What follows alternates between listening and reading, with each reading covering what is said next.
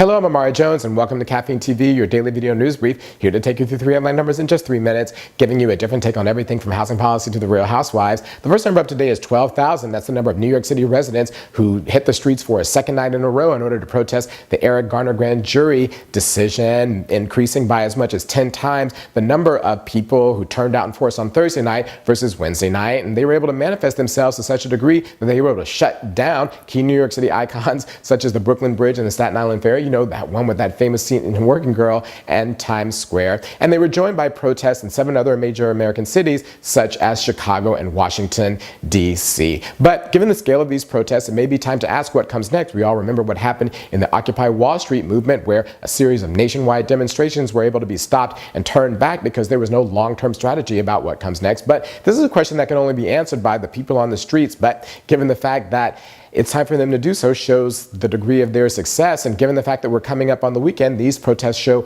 no sign of stopping, and nor necessarily should they. The next number up today is 600. That's the number of police brutality cases uncovered in a nearly 2-year investigation by the Justice Department into the Cleveland, Ohio Police Department. Those findings were announced yesterday by Attorney General Eric Garner, who also announced that that department was coming under federal monitorship due to its horrifying acts. And some of the most egregious cases discovered, which by the way don't include that of 12-year-old Tamir Rice, who was shot to death by a police officer judged to be mentally unstable by another local police department, but include others such as the shooting of a naked, unarmed man who was trying to flee a hostage scene and the tasering of a person strapped to an ambulance gurney. But all these cases together underscore that maybe perhaps once upon a time America's communities were under police, but now they're over policed, and we've turned the police into a quasi-military force. As a matter of fact, in Cleveland, they labeled certain precincts, quote, forward operating bases, close quote. But I don't know why they would want to mimic the tactics of the U.S. military. Look at how well that turned out in Iraq and Afghanistan.